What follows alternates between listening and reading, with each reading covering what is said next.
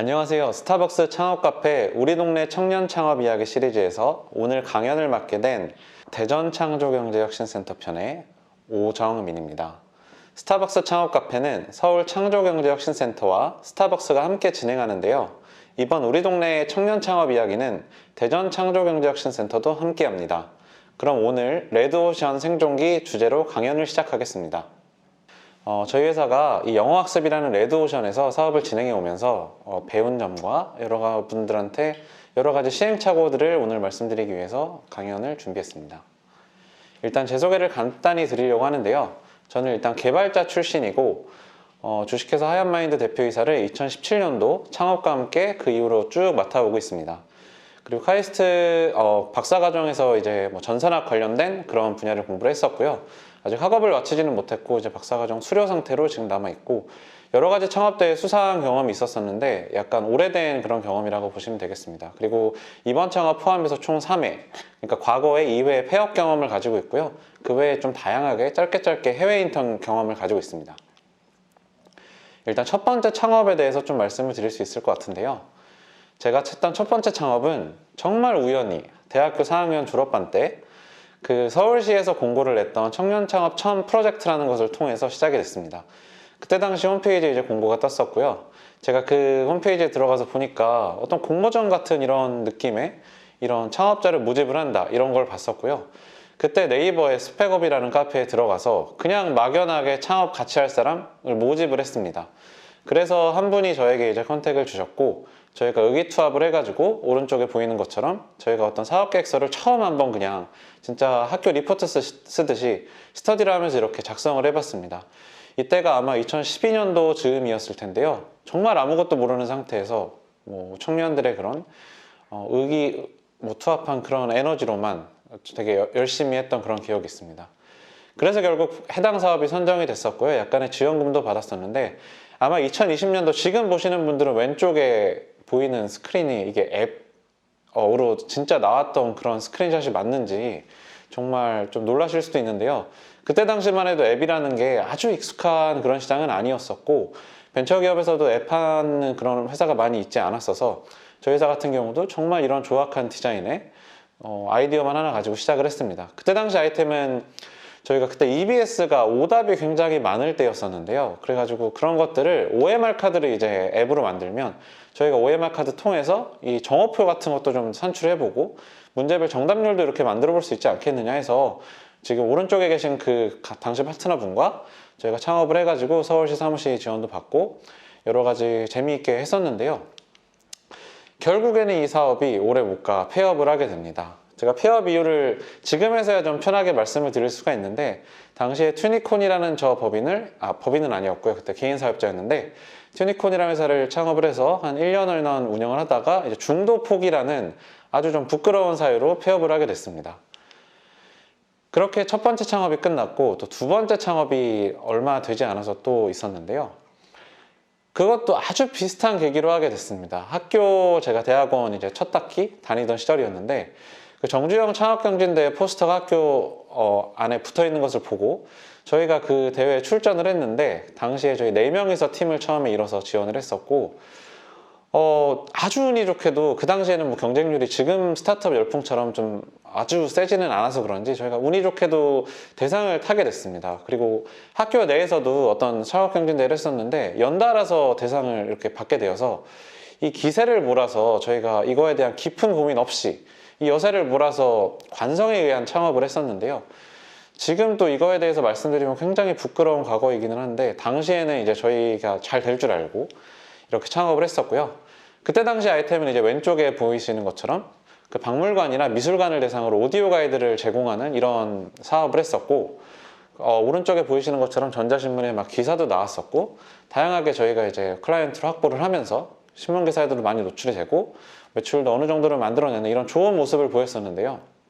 이렇게 막 하드웨어도 저희가 당시에 갤럭시 S2가 있었는데 이걸 막 사가지고 저희 자체 튜닝을 해서 이렇게 자체 기계를 만들어서 하드웨어도 납품을 했었고 소프트웨어 개발을 했었고 실제로 서울에 있는 세종문화회관이나 문화역 서울 284 서울역 앞에 있는 박물관인데요. 그런데 납품도 하면서 굉장히 좋은 실적을 냈었는데 이 회사도 한 1년 정도 운영하다가 폐업을 했습니다. 똑같은 사유인데요.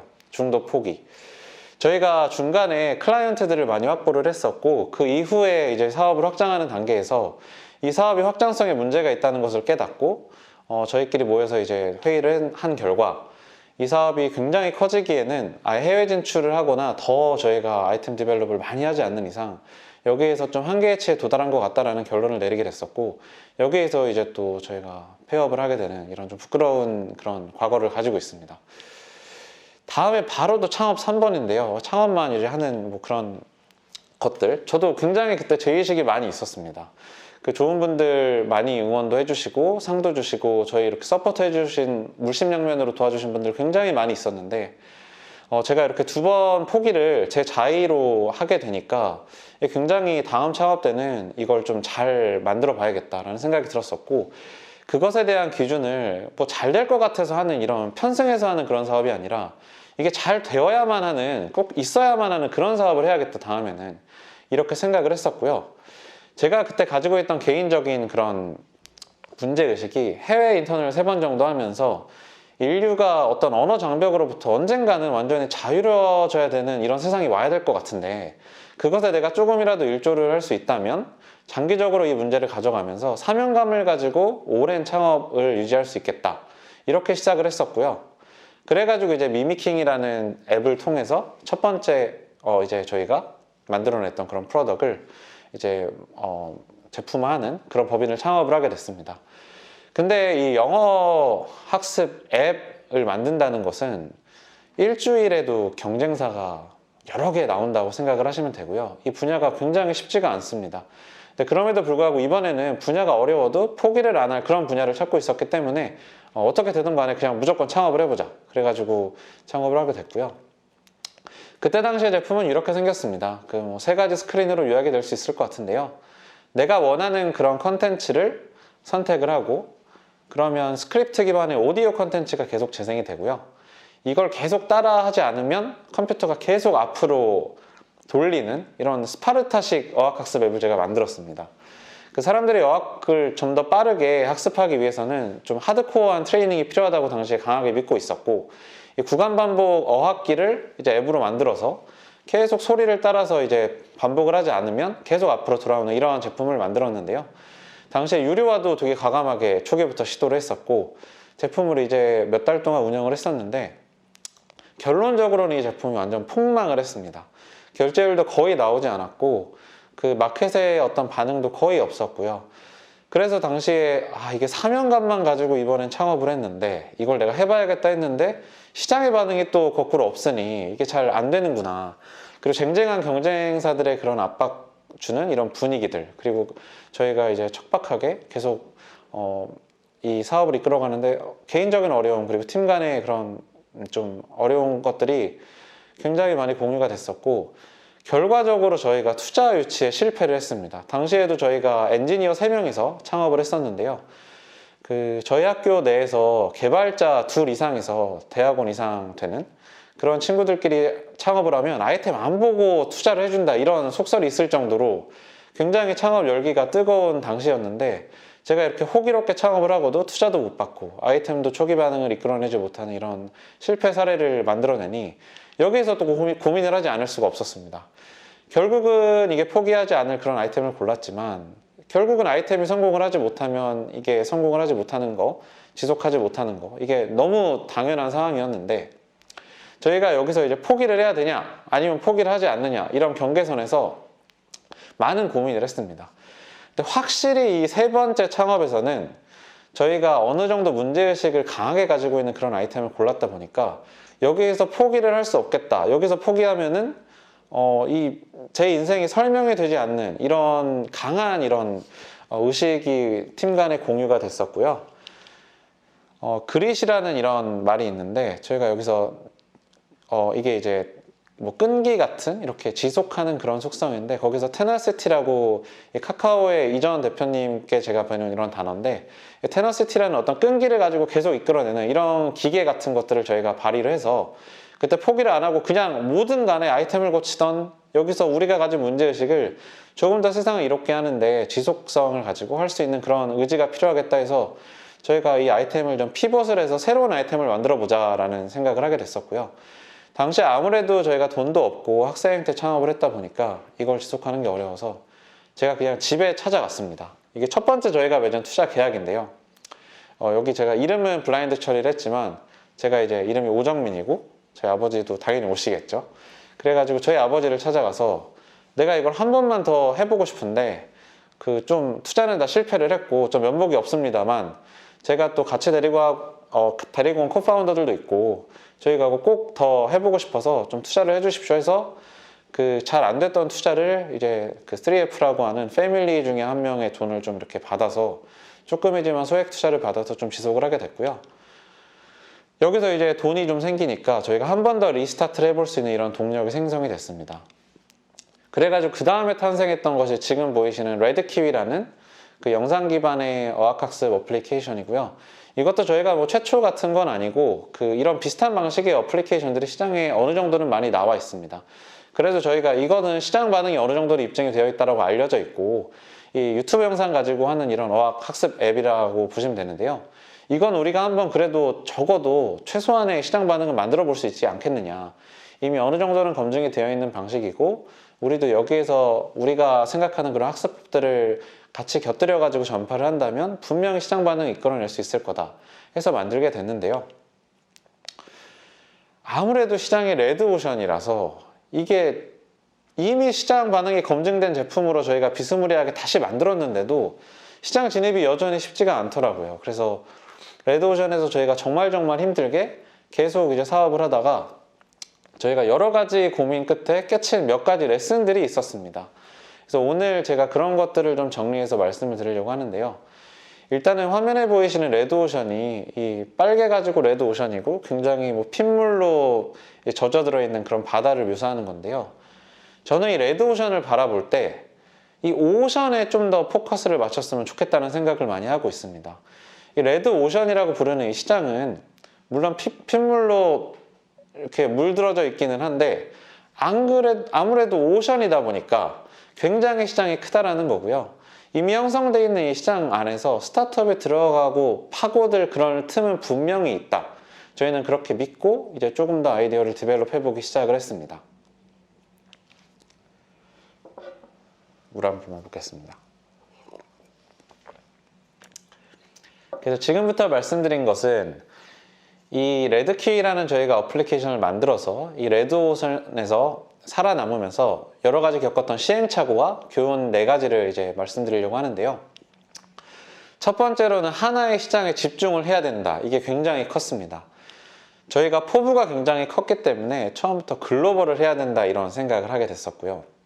이 안에서 한국 시장도 타겟팅하고 일본 시장, 뭐 스페인어권, 뭐 베트남 이렇게 다 번역을 해가지고 이 얼마 되지도 않는 리소스를 막 쪼개가지고 글로벌 진출을 막 억지로 하는 이런 시도들을 굉장히 많이 했었습니다. 근데 이런 시도들이 사실 모두 실패라고 보시면 될 것 같습니다.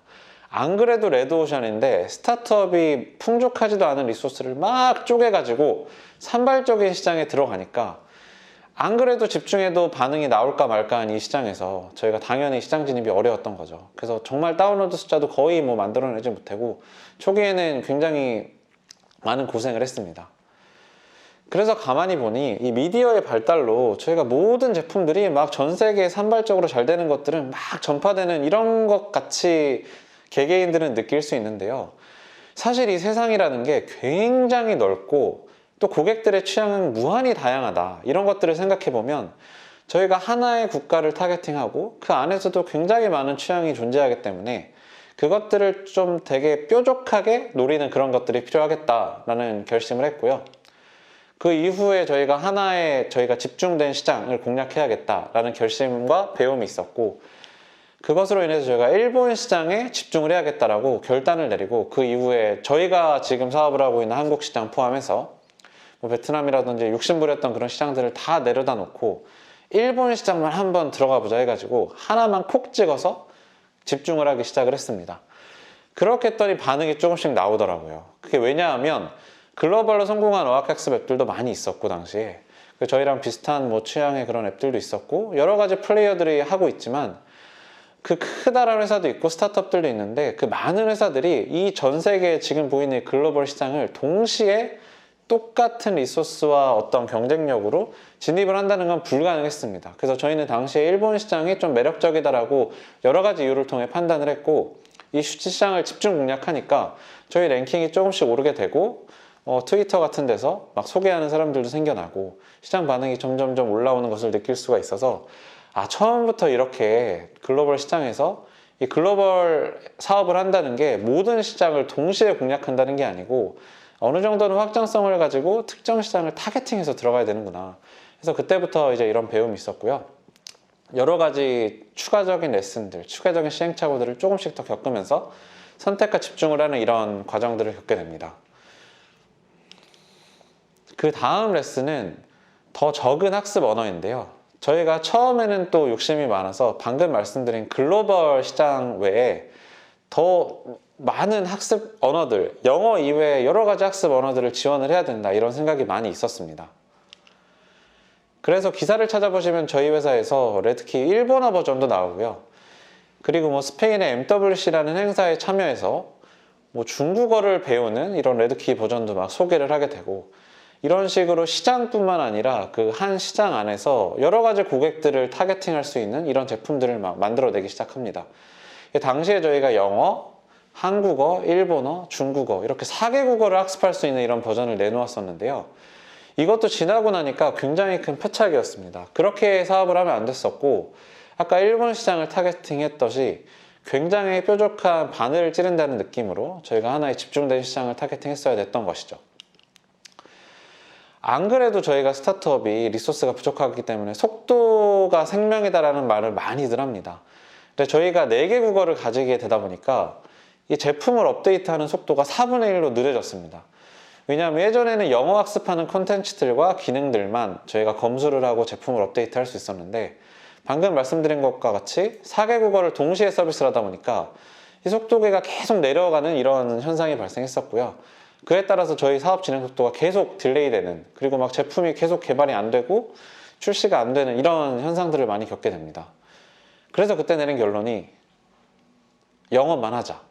영어 시장에 충분히 우리를 먹여 살리는데 그런 어떤 충분한 시장 크기를 제공할 수 있고, 이거에만 집중해서 저희가 환상적인 경험을 사용자들한테 제공한 후에 그 다음에 확장해도 늦지 않는다 해서, 정말 어려운 결정이었는데 그 만들었던 3개 언어, 영어를 제외한 그 다른 언어들을 전부 다 서비스에서 내리고 기존에 결제했던 고객들한테 환불 처리를 전액해주고, 그리고 저희 개발팀에서 소스 코드를 완전 다 삭제해버리는 이런 과감한 결단을 하게 됩니다.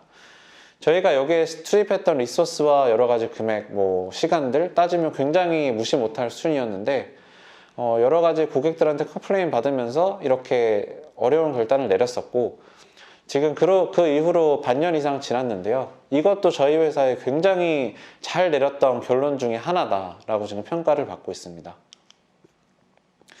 그 다음에 또 저희가 3번째 시행착오는 영어 앱, 그러니까 영어라는 게 굉장히 커다란 분야인데, 이 초기 제품을 영어를 학습하는 앱이다, 이렇게 저희가 마케팅도 하고 포지셔닝을 해서 제품 개발을 진행했었고요. 그렇게 하다 보니까 제품이 이 영어라는 게 굉장히 방대한 주제인데, 여기에서 어떤 사람들은 영어 말하기를 학습하고 싶고, 어떤 사람들은 영어 단어를 하고 싶고, 그 이외에도 수만 가지 취향들이 있는데 저희가 그런 것들을 다 무시하고 우리 앱은 굉장히 범용적인 앱이야, 이러면서 시장에 들어갔었는데요. 그렇게 들어가니까 이도저도 아닌 랭킹도 굉장히 애매하고, 저희가 마케팅 캠페인도 어떤 고객들을 타겟팅해야 되는지 그런 것들을 잘 알기가 어렵더라고요. 그래서 그 다음에 저희 투자사랑 많이 논의를 해서, 이게 영어 앱이라고 하는 것은 정말 아무것도 색깔이 없는 앱을 파는 거랑 똑같은 것 같다. 그래서 아예 영어 듣기 앱이라고 포지셔닝을 저희가 재설정하고 더 협소한 시장을 공략하는 게 어떻겠느냐, 그렇게 결론을 냈었습니다. 이런 시장에 들어가면 많이 겪게 되는 문제가 있습니다. 경쟁사들을 계속 바라보게 되니까 저희가 영어 듣기로 포커스를 하면 경쟁사에 추가되는 기능들이 너무 좋아 보이고, 우리도 이거 해야 되지 않느냐라는 그 팀 내의 의견이 막 끊임없이 올라옵니다. 당연히 유저들도 일부 요청하는 경우가 있고요. 그런 것들을 끊임없이 무시하면서, 적절히 무시하면서 이 사업을 진행하는 게 정말 어렵고요. 이 중구난방으로 제품 개발이 되지 않게 해서 그런 노이즈들 속에서 묵묵하게 우리가 이렇게 설정한 어느 정도 제품의 색깔을 지켜나가면서 제품 개발하는 게 정말 어렵고요. 자꾸 옆에 경쟁사 앱들 보면서 우리도 이런 거 있어야 되는 거 아니냐 이런 회의를 정말 많이 했는데요. 결과적으로 저희가 선택과 집중의 중요성 그리고 임팩트를 과거에 경험을 했기 때문에 그런 좀 노하우가 쌓여서 정말 영어 듣기에만 딱 집중하는 이런 기능들에만 포커스를 하게 됐고요.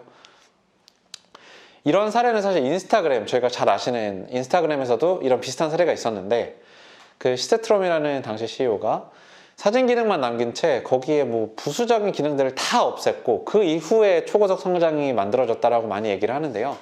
저희도 이 비슷한 경험을 몸소 체험을 했다라고 보시면 될 것 같고, 이런 것들이 스타트업의 그 여러 가지 잘 되는 앱들 그리고 레드오션에서 살아남는 어떤 비결이라고 보시면 될 것 같습니다. 그래서 이 영어에는 이제 대표적으로 4가지 분야가 있는데, 저희는 아주 특이하게 오히려 남들이 스피킹, 회화 이런 거에 미쳐 있을 때 아주 특이하게 리스닝에 집중을 했었고, 이게 시장 진입에 아주 주요한 역할을 했었다라고 지금 평가를 할 수 있겠는데요. 아예 그 당시에 여러 가지 시도를 했던 재미있는 일화 중에 하나가 앱 이름의 아예 앞부분을 영어 듣기의 신이라는 걸로 바꿔버렸었고요. 이걸 바꾼 이후에 다운로드 숫자가 수십 % 증가를 했었고, 이거 이외에도 저희가 영어 듣기 하는 앱이다. 영어 듣기를 하려면 이 앱을 깔아야 된다. 영어 듣기만은 우리 앱이 최고다. 이런 메시지들을 마켓에 계속 제공을 하니까 고객들도 이걸 알아주시고, 영어 듣기 좀 부족한 것 같으면 우리 앱 깔아봐. 이런 메시지들이 많이 바이럴이 일어나는 이런 현상도 저희가 발견을 할 수가 있었습니다. 그래가지고 이제 앱스토어에서 저희가 이거 올해 초부터 쭉 이제 히스토리를 어떤 특정 키워드에 대해서 뽑은 건데요. 이 랭킹을 바라보시면 이게 일본어로 영어 리스닝이라는 랭킹인데요. 왼쪽에서는 중구난방 그냥 랜덤하게 들쭉날짝 이렇게 하고 있다가 저희가 딱 집중을 하기 시작한 이후부터 이 키워드 랭킹이 쭉 상승해서 마켓에서 최상위권까지 질주를 하게 되는 이런 경험을 아주 단기간에 했었고요. 이렇게 제품을 정말 레드오션에서 출시를 하더라도 그 광활한 시장에서 하나 키워드에 집중해서 우리가 선택을 해서 바늘같이 찌르면 이게 들어가는구나 라는 경험을 할 수가 있었습니다. 마지막 레슨인데요. 핵심 기능에만 집중하는 것, 방금 말씀드린 것과 같이 영어 듣기를 저희가 집중하기로 했는데, 저희는 그 중에서도 이 받아쓰기형 딕테이션에 집중하는 이런 결정을 했었는데요. 화면에 보이시는 것처럼 저희가 영어 듣기에도 여러 가지 뭐 단어를 다시 들어보기, 뭐 표준 발음을 들어보기, 빠르게 뭐 들어보기, 느리게 들어보기 이런 트레이닝들, 여러 가지 기능을 아이디에이션해서 만들 수가 있는데, 저희는 딱 영상에 있는 어떤 소리를 듣고 이 문장을 다 채워보는 이런 것들을 트레이닝하는 받아쓰기형 이런 기능만 아주 집중해서 정말 다른 앱들보다 이 기능만은 우리 앱이 잘 되고 있다고 볼 수 있겠는데요. 이렇게 집중을 하니까 저희가 이거 바탕으로 굉장히 사용자의 팬층이 형성이 되고, 이 기능을 계속 디벨롭 하다 보니까 점점 생각이 더 발전이 돼서 저희가 이 데이터를 가지고 인공지능을 여기에 결합을 시켜서 사용자들이 많이 틀리고 뭐 적게 틀리고 특정 사용자가 어려워하는 발음들 이런 것들을 추출하는 AI 기술까지 이제 개발을 하는 이런 아이디어가 생겨서요. 지금은 이런 R&D 지원도 이제 국가로부터 받아서 열심히 개발을 하고 있습니다. 그래서 결과를 최종적으로 말씀드리면, 저희가 이제 추가 투자 유치도 처음에 시장 반응 이끌어내기 어려웠던 것들을 집중하면서 쭉 트래픽이 올라와서 VC로부터 추가 투자도 이제 많이 받게 됐었고요. 그리고 최근에 이제 누적 다운로드 숫자가 50만을 돌파했었는데요. 이게 아마 이 레드오션에서 스타트업이 후발주자로 들어가서 10만 다운로드 하기도 요즘 굉장히 어렵다고 하는데, 저희는 굉장히 선택과 집중을 잘하는 이런 전략을 적시적소에 사용을 해서 50만 다운로드를 빠른 시일 내에 달성할 수 있었다. 이런 레슨이 있었습니다. 그리고 랭킹도 일본에서 아까 보시면은 뭐 4위, 10위권 안에 왔다 갔다 하는데요.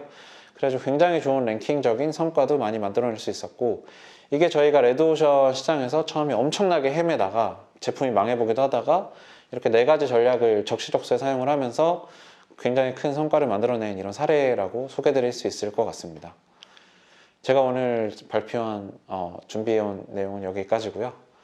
뭐 저희 회사에 궁금하신 분들은 레드키란 앱 한번 깔아보시면 좋을 것 같습니다. 이상입니다.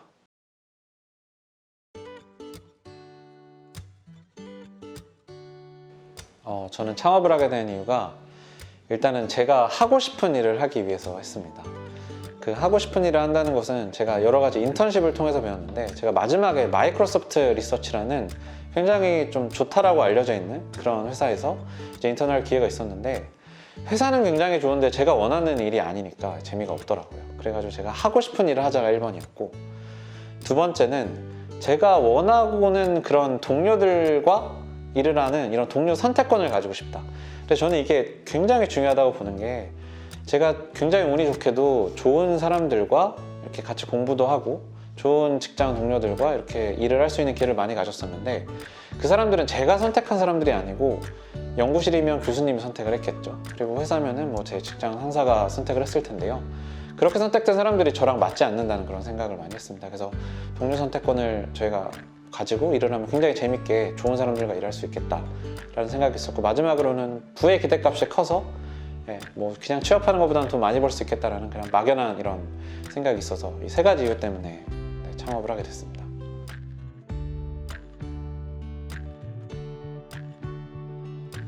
저는 여러 가지 덕목이 있겠지만 하나를 뽑자면 러닝 커브, 그러니까 배움의 속도가 극도로 빠른 사람이 아주 적합하다고 생각합니다. 저희 회사에서는 보통 스타트업에서 경력직 위주로 뽑는 경우가 굉장히 많은데, 저희 회사는 아주 특이하게 주니어를 뽑아서 성장시키는 형태로 사람 채용을 많이 했습니다. 그런 것들에서 보건데, 이렇게 해서 스타트업에 기여를 많이 하는 사람들은 대부분 러닝 커브가 굉장히 빠르더라고요. 못하는, 아예 모르는 걸 시켜도 1, 2주 안에 자기가 학습을 빠르게 해서 그 일을 정말 수행을 할 수 있는 이런 사람들이 스타트업에 맞고 스타트업에서 좋은 성과를 만들어낼 수 있다고 생각합니다.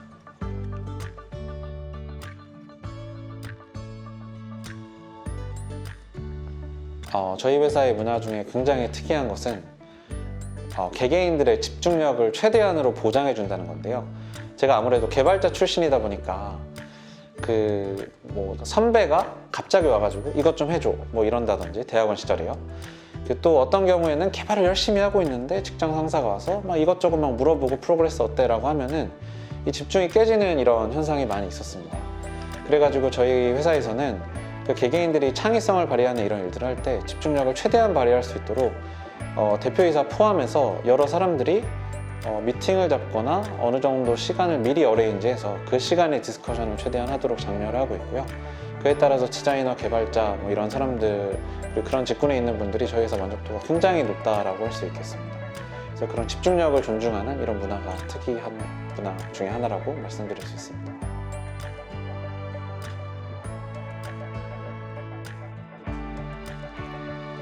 제가 해본 것들 중에 밤을 새면서 재미있을 수 있는 게 딱 두 가지 있었는데요. 게임이랑 창업이었던 것 같습니다.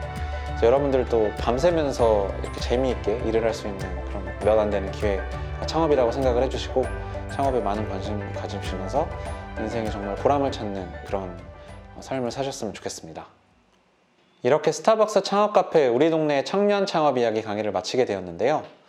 스타벅스 창업 카페를 재미있게 시청하셨다면 영상 하단의 고정 댓글에 있는 참여 인증 이벤트 참여 부탁드립니다.